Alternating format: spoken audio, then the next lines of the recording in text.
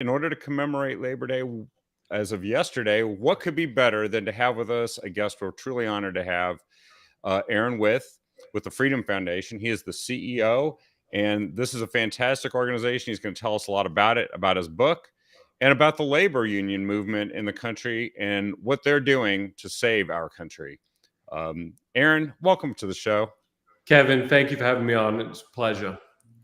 So, where do we start? Because I actually started reading the intro of your book, and between that and attending the Freedom Foundation dinner in Oregon last year in 2022, I learned so much about you, actually, and I was fascinated because I didn't know some of that. I knew you had played basketball, and that you had come from England, but there's a lot in there that really tells the story of why the Freedom Foundation. So why don't we start out first by talking about the Freedom Foundation, then let's fill in how your biography brought you to where you are. Sure. So the Freedom Foundation is a 501c3 nonprofit, which means that we're non-political. We call ourselves an action tank, and what we do is we fight government unions. Government unions are the number one contributors to radical leftist politicians in America. But the scandal of that is that they're taking this money from teachers and state workers and county workers and city employees and all the rest of it, and they're funneling it into liberal politicians' campaign coffers. This doesn't represent the best interests of the people that they're taking the money from. It represents the union boss's best interest. So what the Freedom Foundation exists to do is put the power back in the hand of people and out of the hands of a few radical union bosses. It's kind of a collectivist organization, isn't it? And when it's government unions, it's particularly insidious. I remember hearing long ago that even FDR, when he was president, kind of warned against this. Like, this is electing the people that you're going to negotiate with, and the person left holding the bag are going to be the taxpayers. And then, of course, as you just pointed out, a lot of the time, in so many cases, people that are members of these unions don't necessarily get a lot of help from the union for things that relate to what was supposed to be the original purpose, but also they end up paying for politics that they oppose. Yeah, so let's put that in practical terms. Brandon Johnson is the new mayor of Chicago, and he had over 95% of his campaign funds, of his campaign coffers, came from government unions. We're talking about around $10 million. And so now he's going to go into office as the mayor of Chicago. He's not going to serve the people. He's going to be sat across the table from the union masters that put him into office, and he's now meant to negotiate a contract that represents the taxpayer. That's not going to happen. He's going to inflate wages far past the rates that should be offered. He's going to offer benefits that are unaffordable to the taxpayer. And inevitably, it's going to end up costing the taxpayer millions, to a point where the city of Chicago is inevitably going to end up bankrupt at some point. But that's what the unions are investing in, is these politicians that will ultimately bankrupt cities, bankrupt states, and the way that they're going could bankrupt our country. So what we need to do is we need to have a system where these public employees can create local associations if they wish to, but they shouldn't be associated with these big national union conglomerates. We did a report a year or so ago where we analyzed the National Education Association spending, and they spent 7.5% of their budget on representational activities. And over 50% of it on gifts to nonprofits, political gifts, and lobbying. Their number one goal is a political organization. It is not to represent teachers. Is that, now we had a question on our show last night from somebody who, when we were mentioning that you'd be on tonight, they said, what percentage of the dues that people pay end up funding political activity? And would it be that 50% potentially? Yeah, for most of the national unions, yeah, it's over 50% of their budget is either going to gifts to nonprofits, political gifts, or lobbying expenses. But that's their priorities. Their priorities aren't to represent the members. They have no need for that. They exist to now, and look at the teachers unions the past 2 or 3 years. You look at shutting down schools, masking our kids, critical race theory, sex ed. We uncovered that one of the teachers unions, the National Education Association, again, in 2018, they held their annual conference. We got some internal documents from the conference. Their top 3 agenda items in that conference: CRT, sex ed, and defund the police. In 2021, these have become mainstream issues. So they're not just the number one funder of the radical left, but they're actually also the policymakers of the left. Yeah, they're actually pulling the strings, right? And it's not the members that are paying these dues that are actually deciding all this. It's kind of like it's almost like a giant corporation that's unaccountable to customers, which sounds like the worst of both worlds, actually. Yeah, and you brought up a really good point, is they don't represent the best interests of these public employees. You go and speak to a teacher or a state worker, everybody knows some public employee that's listening to this podcast. They're not some radical leftists. I mean, maybe 1 or 2% are, but they're just normal people. They don't want their money going to Joe Biden's campaign. They don't want their money going to Brandon Johnson, the mayor of Chicago. They want to spend their money on gas and groceries and Christmas presents or a vacation or whatever it may be. But the problem that we are finding is that most public employees have no idea that these dues are optional, which comes back to your point. They're unaccountable. They're unaccountable until you tell their members they can leave. Interesting. Yeah, and they actually create this, Rube Goldberg scheme of making it hard for you to even know that you can leave. And then when you can leave, they throw paperwork at you. You guys have spent time, haven't you, trying to arbitrate the process that they put in the way of workers, and you've had to go to court, right, Yeah. to address some of these. Yeah, so in the state of Oregon, for example, as you know, Kevin, I lived in Oregon for a long time. And we have a really great operation led by Jason Dudash, our Oregon director there. And what we found there is that the government, the legislature, got in bed with the unions to make rules and laws that make it harder for workers to leave their unions and make it easier for them to sign up new members. And now the state is even limited to what they can talk about with public employees. They can't, for example, tell them this is optional.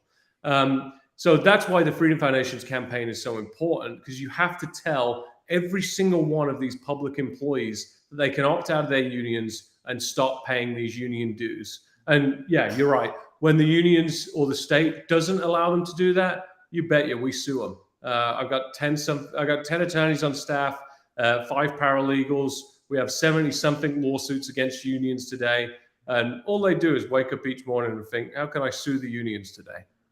Which is great, because lying in order to get money from people is fraud. And that has consequences. And of course, you actually have to fight through a legal system that sometimes isn't always to your advantage or your favor. But that's one of the reasons why folks should actually donate to the Freedom Foundation, is they sustain these efforts. They make it possible for everyone else to actually operate with the truth and with freedom. Now, I just posted the link to Freedom Foundation is not your average think tank. And I like what you said. It's an action tank, because a lot of people are like, all they do is talk. They publish white papers and they tell you how bad it is. The sky is falling. Look, the sky is falling. You guys are out there knocking doors. And that's how you got started, right?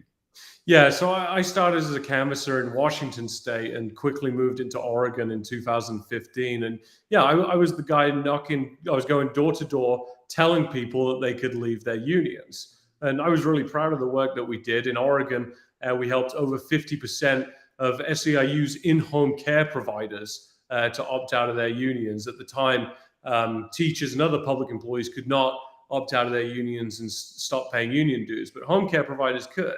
So yeah, I went door to door and told them to stop paying union dues. And they did, overwhelmingly, because when they figured out that this was optional and they figured out what the union was doing with their money, they didn't want to pay it anymore. So yeah, we have a really great operation in Oregon that's effective. There's just over 120,000 union members in the state of Oregon. And Jason and his team, they go door to door. They send them mail. They send them emails. They do digital marketing, just about any way that you can think of to contact these public employees. Him and his team are doing it every day. So that's interesting, what you said about Oregon. We kind of feel out here in Oregon that the state has been largely run by the public employee unions, that we're one of those states that has a dangerous and very large liability for public pensions that tend to eat at least a quarter, I think, of every dollar that we think is going to something like a classroom to educate students, and instead it goes to something else, which has been negotiated between the people that the unions elected, which happen to be largely Democrats, but we know that that's where most are done it, and the unions themselves. And then when you look at the people that are staffing the governor's office, for example, they're pretty much people that are handpicked by the unions to go work for that, to almost watchdog and make sure that politician stays the course. And then I think the Senate president, in fact, worked as a lobbyist, I believe, for the public employee union. So the people running the state of Oregon largely owe their existence and their power to the public employee unions, and it's a mess here. Yeah, you don't get elected into any major seat in the state of Oregon as a Democrat without the seal of approval of the government unions. I'll give you a good example. I'll actually give you some hope here. When we started our campaign there in 2015, government unions were spending collectively, I think, $15 or $16 million, something like that, to elect liberal candidates, liberal politicians. As we've been operating our campaign to tell all these people to leave, union revenues have gone down.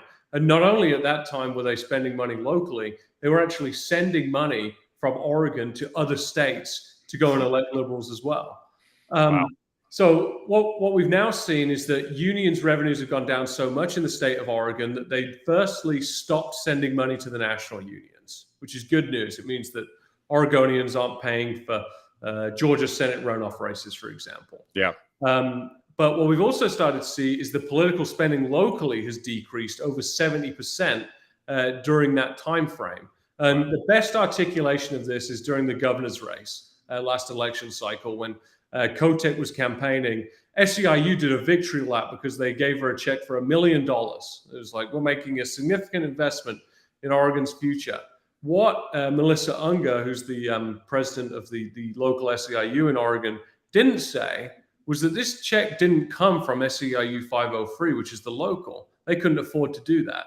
So they got money from out-of-state unions from the SEIU national to come into the state of Oregon. So even though it's not good news that SEIU is still spending all this money in the state of Oregon, it's good news that locally their spending has been limited by the membership drops. So now what I tell people is that we need to continue hitting these guys in Oregon, but we also have to hit them in California, in Washington State, in Illinois, in New York, and New Jersey, all these other big liberal states with high union membership. We have to replicate what we've done in Oregon everywhere. So I seem to remember from the dinner last year that there was a significant, was it 40% reduction in the money that they were taking in at the in the state of Oregon, public employee unions? Yeah, so the public employee unions differ. The highest is amongst state employees, and over a third of the state employees in Oregon no longer pay union dues to the SEIU. It's something like 20% of teachers now no longer pay union dues to the teachers union. So we're starting to see these massive declines. In fact, it's some of the biggest declines in America proportionally over the last 5 years has happened in Oregon because of the campaign that we've been running there. Wow. To think that Oregon could actually give hope to the rest of the country that they could actually confront this and defeat it. By the way, so I got your book yesterday. And so Aaron has a book. It's called Freedom is the Foundation, which I love that kind of play on the words Freedom Foundation, because you explain it in this book. Let me go ahead and I can display that here. that's the book. And of course, you got Mike Huckabee there providing a quote on the cover. Also, I know if I go within the book a little bit, there's quotes from Nigel Farage, who is the guy who really helped trigger Brexit.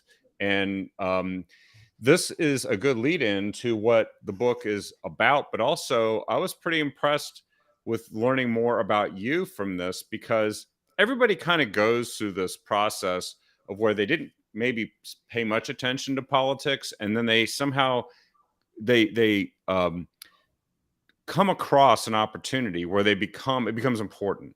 And I can only imagine how proud Nigel is of you, because of course he's fought a very tough fight. They've been trying to debank him actually in the UK, and we've talked about that on our show a number of times. But in the introduction, you talked about your experiences growing up and why this just kind of came together. You came to the United States to play basketball, and then but you came from a city, Birmingham, that was, as you said, where industry died, but also a land of socialism. And you talk about what that meant and how that really informed your experiences when you came to the United States. And then somehow, by chance, your best friend at Corbin University, where you came to play basketball, turned out to be Tom McCabe's son. You said the Lord is actually got a plan for you. You figured that out. What better evidence could there be than that? I know, I know. I look at my whole life, and it's just it's a series of events that God designed to put me exactly where I am today. Yeah, I came over from Birmingham, England. I grew up pretty much in poverty in the UK, and made my way over here on a basketball scholarship. Being able to be half decent at basketball was my saving grace. Certainly nothing to write a book about, but it got me over here. But I realized pretty quickly that America was the land of opportunity. And then I figured out why. It was because of capitalism. It was because of the conservative values that I hold. And then I saw the left and government unions starting to attack those very foundations and start to want to turn America into England. And I basically just decided at that time that I wasn't going to stand for that, and that I was going to fight. And the way that you fight is you remove the influence of government unions from politics. Like I said, you put the power back in the hands of people and out of the hands of a few radical union bosses. So yeah, ironically, at that time, I was roomed with my still best friend, Joey McCabe, and his dad is Tom McCabe, and Tom is my predecessor, the former CEO of the Freedom Foundation. So he brought me on as an intern in 2015, like I said, going door to door. And then 6 years later, I through various promotions, etc., was named the CEO. So I tell people, yeah, it's a nonprofit, but I'm living my version of the American dream. But I'm not gonna just roll over and let this country turn over into England. I'm gonna fight, and the way that you do that is by fighting these unions. Yeah, I think the way you explained it is as much as people can be down about how the liberal politics of different states, particularly blue states like Oregon, you found it to still, relative to where you had come from, to be the land of freedom and opportunity. Like you could see something, and this often happens with somebody who emigrates to the United States. They can see what's great about the country more so than the people who were born here, maybe blind to it. And then you also talked about how there's time to save it. There are people who understand this, that will work hard to do it, that they're not going to. And you rose in kind of a meritocracy in this fight to save the country. And you spell it out in the conclusion. It's no less than a battle for the survival of the country as we know it. And I thought it was interesting how you compared a very typical example that we talk about now, which is we talk about the student loans, right? And how they're going to. And we've heard Bernie Sanders first promoted this idea, which was a wacky socialist idea. Then Joe Biden's talking about it, and their polling says maybe they can go ahead and get some younger folks to vote for them if they just give them a bunch of free money by canceling their debt. And I thought it was very interesting the example you gave here. It's like this is what socialism does to kill incentive and to essentially leave you kind of dead and unmotivated, Yeah. which is that um, they would give people loans for school, and then they would say you wouldn't have to pay them back if you earn more than X amount of money. So no one wants to get a lucrative job because they don't have to pay back the loans. Yeah, Insane. it's the tip of the iceberg in England, honestly. I mean, I still have most of my family still lives over there, and I still speak to them. I go over there occasionally. They come over here, and sometimes we talk about this stuff. But yeah, when you look at the tax schemes, first of all, so you have to pay a tax to own a television in the UK, just like you would renewing your car tabs or whatever in America. You have to do that to own a television over there. You have a flat 17.5% sales tax. You just go through the list of taxes that these people have. On top of that, the benefits that you get back are a national health system. You get this student loan system, which I briefly thought about going to university in the UK. Thank God I didn't. But yeah, that was one of the things that I spoke about with my school counselor at the time when we're looking at career options was, well, yeah, you can go to university. I'm like, well, I don't really want to get tens of thousands of pounds in debt to then, have to pay that back for what? What is it? What's the benefit to me? And I remember her telling me, well, you only have to pay that back if you earn over, I think it was £30,000 at the time. I'm sure it's maybe more now. So as long as you stay below that, then you won't ever have to pay it back. And I just remember thinking that, this government school, there's this government scheme out there that basically exists to keep people in poverty. And it's completely ridiculous. Like I said, it's the tip of the iceberg, but yeah, these are the things that they want to bring over to the US, and we must prevent that from happening.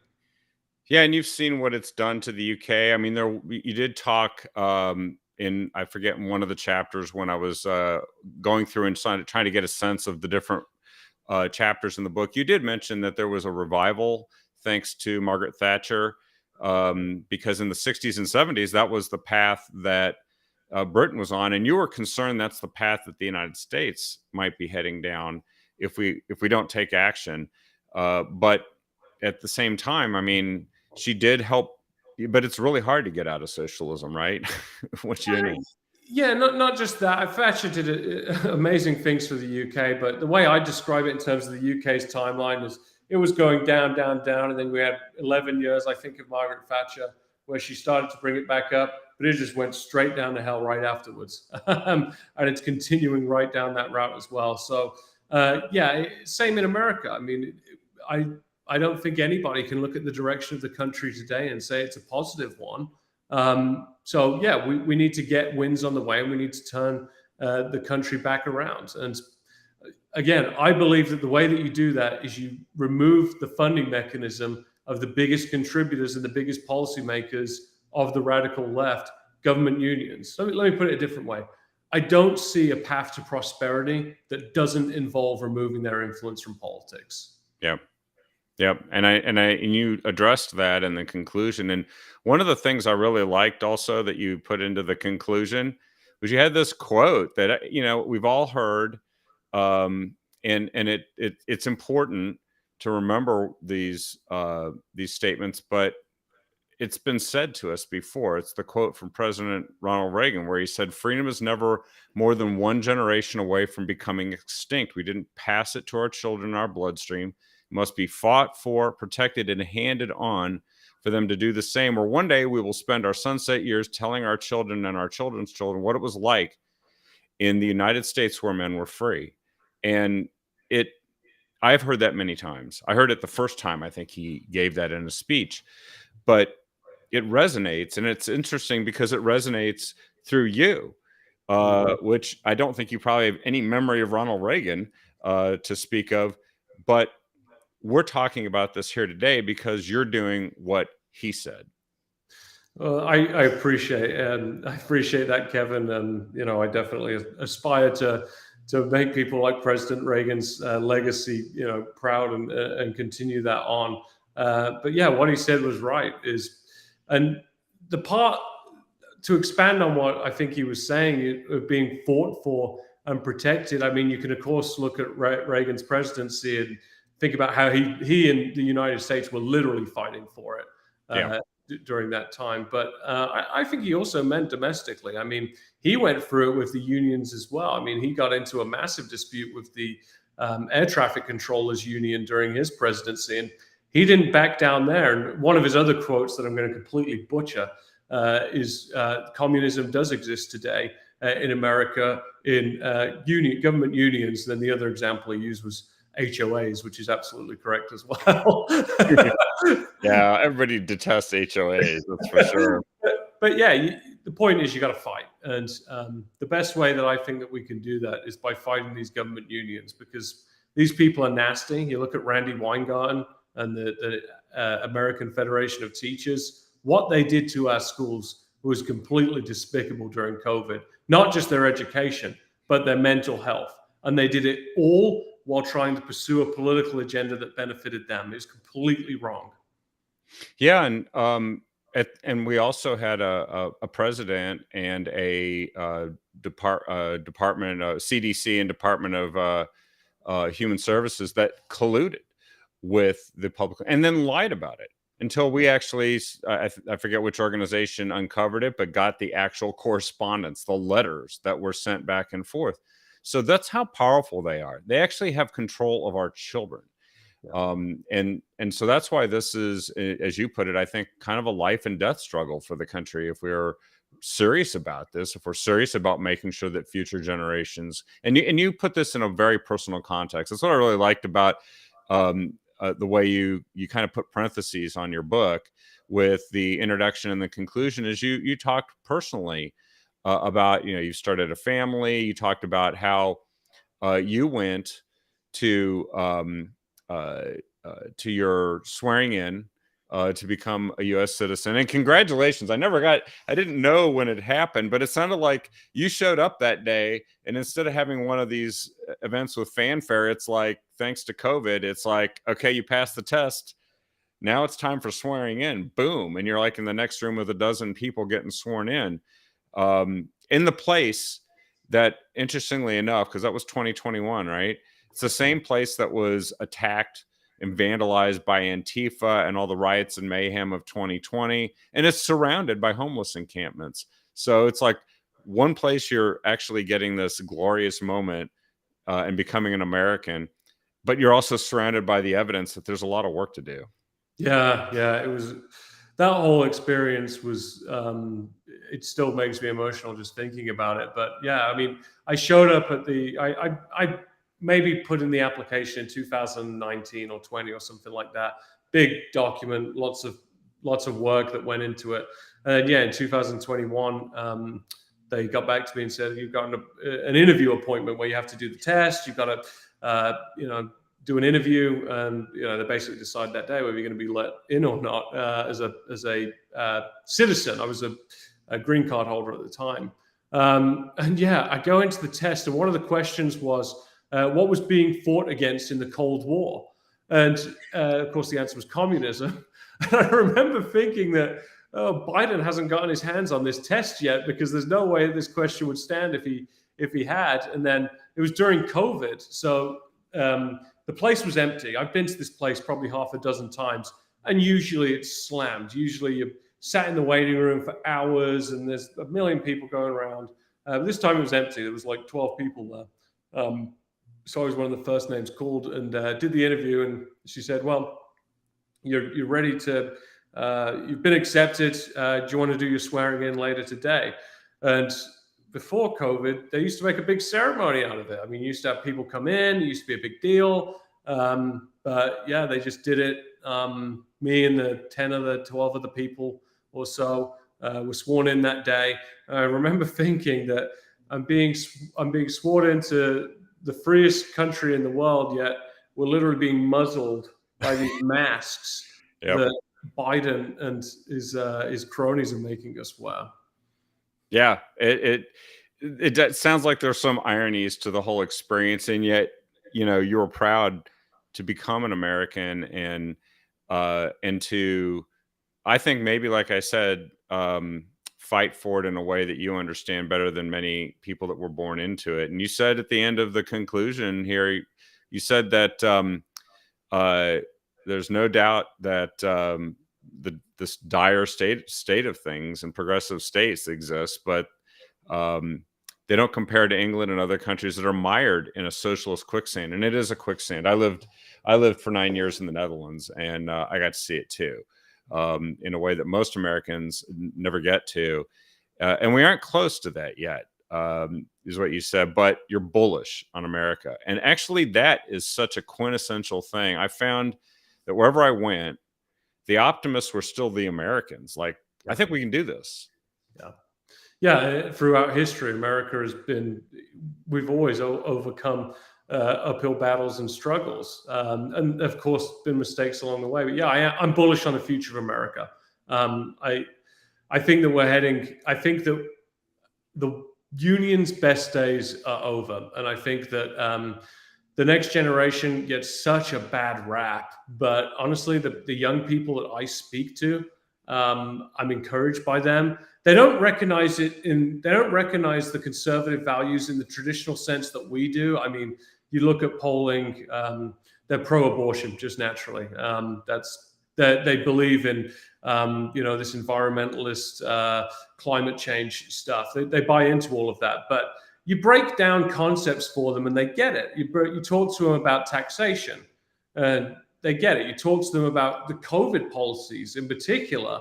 They saw that as overreach from the government. So they're never going to be the single issue voters that traditional conservatives tend to be. But I'm bullish that they see things in a way that we don't give them credit for. And I think that that's going to play out over time as well. But yeah, I think the more that we can continue to dwindle union membership in America and put the power back in the hands of people, the better off we're going to be. You look at the last presidential election, for example, and where the unions spent their money. Those states, Wisconsin, Michigan, Pennsylvania, those kinds of states. If you can if you can get the money out of those states from the unions, you can start to see elections turn in a different direction. That is very well said. Actually, one of the things that occurred that gave me hope for younger folks being able to see through sort of the lie of socialism was the battle over in Portland over whether they were going to be allowed to have Uber. Do you remember when that first happened? And it was like, and it was clear that what younger people wanted was they wanted the freedom to decide for themselves how they were going to get around, and they also wanted the freedom to go and work for a company that allowed them to make money whenever they had time doing that job. And it won. In that case, freedom won. And I think that's fundamentally what they want. That's what humans want once they recognize it, don't they? Yeah, yeah, absolutely. Yeah, they want to they want to have prosperity, and yeah, in some ways they want to rebel against their parents or whatever. But yeah, mostly I think that they want freedom, they want prosperity. Maybe they're more libertarian in their thinking, but yeah. Anyway, I'm bullish. I'm bullish on the future of America. And you work at the Freedom Foundation. I've got 60 something employees here now, and you just go around our offices and speak with these people. I mean, they're mostly younger people, full of optimism, and you're amazed to hear their stories about how they ended up at the Freedom Foundation. I mean, I'm just one of 60 something stories. But you go through our staff, and it's really encouraging to speak to those people. So one other thing about your book, so the chapters you kind of walk through how you went door to door for freedom, and that really actually changed you and made you kind of a strong advocate for something because you had that experience, right? Um, you talk about the influences: Calvin Coolidge, Ronald Reagan, Scott Walker, Yeah, Wisconsin. We just talked about, and then you note in chapter 3 the beginning of the end. Janus versus AFSCME. And it's funny because we've had on our show some months ago Rebecca Friedrichs, who tells sort of the prequel story to that, where she was one of 10 teachers in California that took on the California Teachers Association. That case failed because of the death of Antonin Scalia, whose vote no longer counted, which would have ruled in their favor. However, it did lay the groundwork for this beginning of the end. So why don't you kind of summarize a little bit about what people will learn by reading through and taking in these different chapters and stories that you share? Yeah, so one of the reasons I wrote the book was because a friend of mine, a donor, basically said, Aaron, you have to document this fight because no one else is going to do it. No one Mm, else is going to put it in a way that everyday people will understand. For one, I'm not a policy nerd. You can see I speak in 30,000 foot terms and not in the weeds. So yeah, he said you have to document it and you have to show it to people because they have no idea of this fight. So that's really the reason that I wrote it. But yeah, I document some of the fights, and one of them is Janus v. AFSCME. And what Janus did is Janus made it so it was in 2018. So public employees weren't forced to pay union dues before. Prior to 2018, you could opt out of your union in what we call non-right to work states, but you had to pay union dues. So Oregon was, of course, one of those states. So when the US Supreme Court decided Janus v. AFSCME, they said, okay, you can't compel people to pay union dues because it's political speech. You are forcing people to give money to you, a union, and you, the unions, are entirely a political entity. And this comes from years of court cases, mainly litigated by our friends at National Right to Work. And they basically built up to this point. And it's not, that is the start of the end, like I said. Now, the next steps, you have to tell every public employee in America that these rights exist. And you have to double down, actually, on the litigation. One of the cases that we're working on, one of the cases that National Right to Work is working on as well, is the idea of exclusive representation. We have to make it in America so that these unions have to compete with other unions or associations. So if you're a public employee in the state of Oregon today, you pay union dues, you are forced to be represented by a union. You don't have to pay dues, but they represent you in grievance and disputes of your employer. They represent you in contract negotiations. We want to make it so these public employees no longer have to do that. If they want to negotiate their own contract, they're free to do so. If they want to join a competing union, they should be free to do so. So there's still a ways to go, but it's like I said earlier, the union's best days are over. That's interesting. So it's like it's a case that could result potentially in a free market for being able to negotiate on contracts, and that would start to put pressure on that 50% that goes to politics and the 7.5% that goes to representation. Somebody who can give you a better deal by giving you more representation might attract people away from the union that doesn't want to bother doing that. And then, of course, as you said, you can negotiate on your own behalf. That's really interesting. Do you think that when it comes to schools, because it seems like there's a relationship between the results we get from schools in the public school system and what we see from union representation, people are really, they woke up, many parents woke up to what's been happening with schools and with their kids during COVID because they had to be at home and they were like, what is that? What are you studying?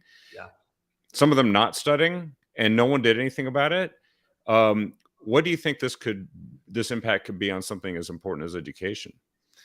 So the teachers' unions overplayed their hands during COVID. I mean, they showed parents what their agenda was, and parents didn't like it.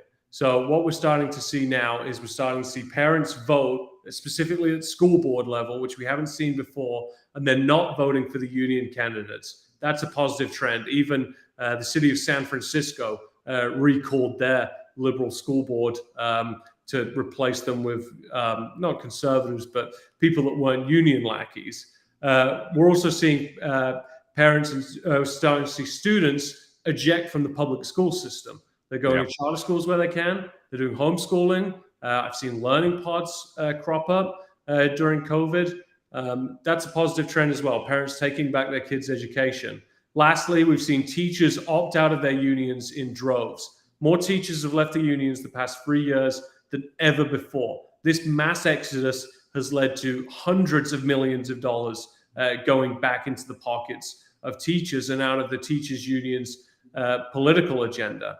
And you mentioned the correlation between teachers' unions and failing schools. Here's the trend that we've observed. Liberal cities have more spending per capita, per student, than in conservative areas. I'll use the city of Philadelphia, for example. They have about, I think it's $28,000 being spent per pupil per year. It's one of the highest in the country. Wow. Outcomes significantly lower than the average. The missing component to this is the unions. They're in the middle of all this. They're the ones negotiating for higher taxes. They're the ones making sure that more money is going to the schools, but not to the teachers, not to the areas where it's needed most. Because if you fix public schools in America as a union, you'll have no reason to ask for more taxpayer dollars. So when you drive past your school in Portland or Salem or Eugene or wherever it may be, and you see that the roof's falling off or the windows are cracked or whatever it may be, it's not because the schools don't have enough money. It's because the money isn't going to the schools. They're not going to a higher quality education, which if they solve that problem, they wouldn't have the grievance anymore. And I noticed you mentioned that from the UK, that as one of the features is that these entities that just thrive off of grievance and go around and essentially grift all the time in order to get people to either adhere to them politically or give them resources, greater resources. That's something we're familiar with here. Now, you talked about, so the last three chapters, you say the future's wide open, and you talk about heroes and villains. What will people learn from your book when you talk about heroes and villains, for example? The heroes you mentioned earlier, it's Ronald Reagan, it's Scott Walker and his fight with the unions in Wisconsin. We're also starting to see more heroes crop up. I don't reference this in the book, but we've seen governors in conservative states start to combat government unions as well. Governor Sarah Huckabee Sanders is a good friend of mine in Arkansas, and she passed a bill last legislative session that made it illegal for the government to take union dues from public employee paychecks. That's a huge win. Wow. Ron DeSantis then followed suit, did the same thing in Florida. We helped on that. And then in Tennessee and Kentucky, they did the exact same thing. We weren't even involved in those bills. They did it as well. So we're targeting other states. It's with what the teachers unions did, there's more of a political appetite to go after the teachers unions. So watch this space. We've got our target set on 6 more states in the next 2 years. And we believe that these governors are also going to want to get this type of stuff done. Villains, Randy Weingarten, the head of the American Federation of Teachers. You should Google, your audience should Google Becky Pringle, NEA speech. And she's the head of the National Education Association. You watch her speak, it's demonic. Completely demonic what she's out there preaching. One last point, Kevin, you mentioned it. The incentive structure for these teachers unions is to continue failing education so they can cry for more money. And one would argue in the nonprofit space that I'm in, don't you have the same incentive structure? Aren't you incentivized to go and make sure that unions are big and bad so that you can ask more people for money to go and defund them?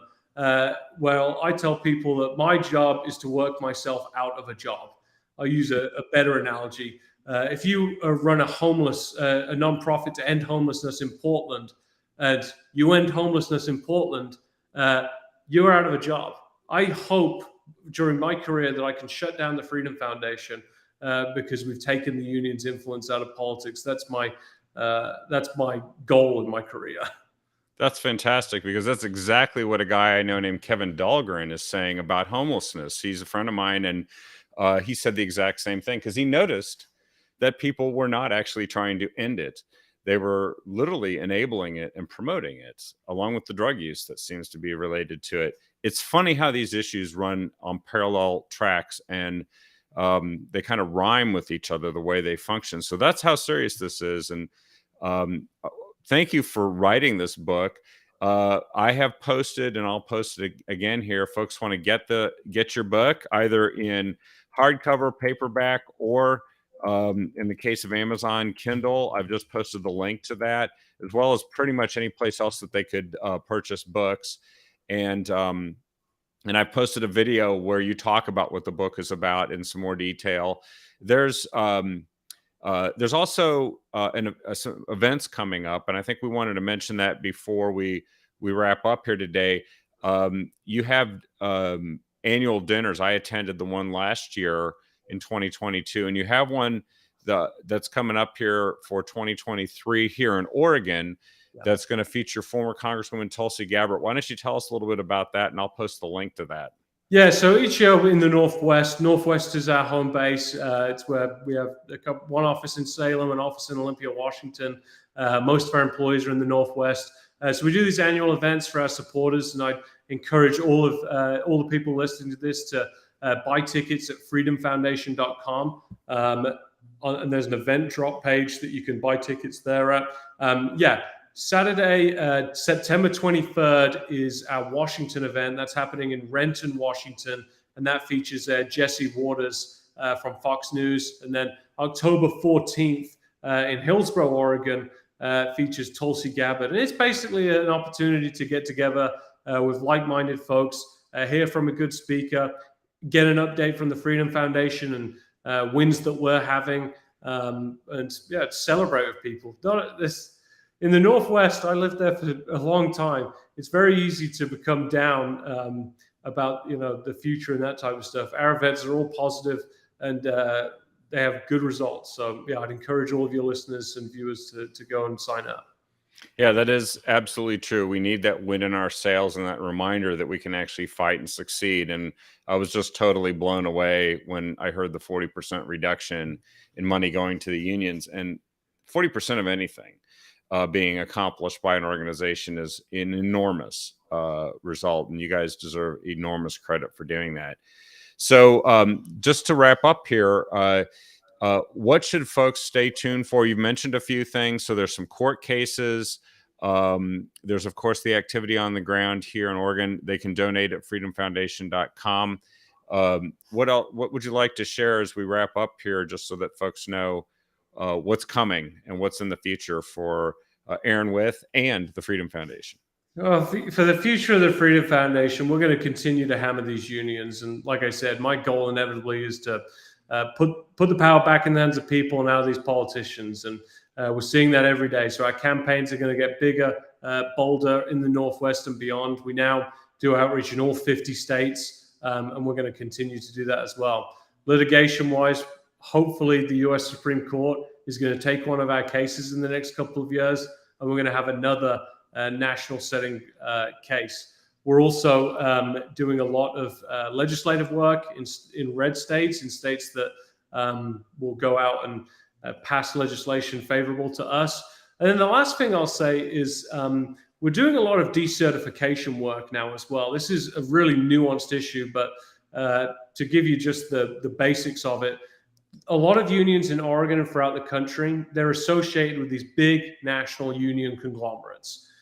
So what we're trying to do is create local associations, and we're attempting to have votes locally amongst union members to get rid of the national union and replace them with our association. So if you stay tuned to Freedom Foundation's emails and sign up at freedomfoundation.com, we'll have a big announcement of one of the largest school districts in America that we are targeting for a decertification vote. It would be, if successful, it would be the biggest decertification in American history. So keep your eyes peeled for that. It's kind of like the concept of government, right? That's closer to you, that you control, instead of some faraway corporate or national entity that doesn't care about you, that you can hold them accountable and make sure they represent you. That's fantastic. Well, thank you for sharing that. Thank you again for being here tonight. This has been an incredible way to commemorate and celebrate Labor Day, which is freedom. And again, everybody take a look at Aaron's book. It's over here on the left-hand side. Freedom is the Foundation. You can find it on Amazon and other places that you can purchase books. And please go to freedomfoundation.com take a look, sign up for their email newsletter, and do consider donating, because that's what powers this effort. Thank you so much, Aaron, for joining us here tonight. Good luck with everything, and we'll look forward to hearing more of the story of the Freedom Foundation, and as well your pursuits in the future. Thank you so much. Kevin, appreciate you being in this fight. Thank you for all you do.